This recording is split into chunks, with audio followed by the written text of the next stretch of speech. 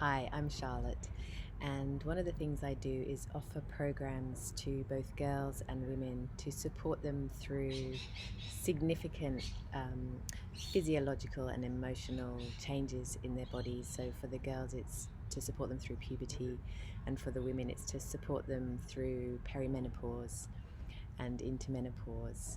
And so that program's called Transitions. So during the program, we also take a good look at what's happening physiologically with all the hormones, all the chemicals, the rewiring that's happening. And there's also time for sharing, lots of laughter, a few tears occasionally, and women go away feeling much more empowered about the changes that are about to happen or that are already happening.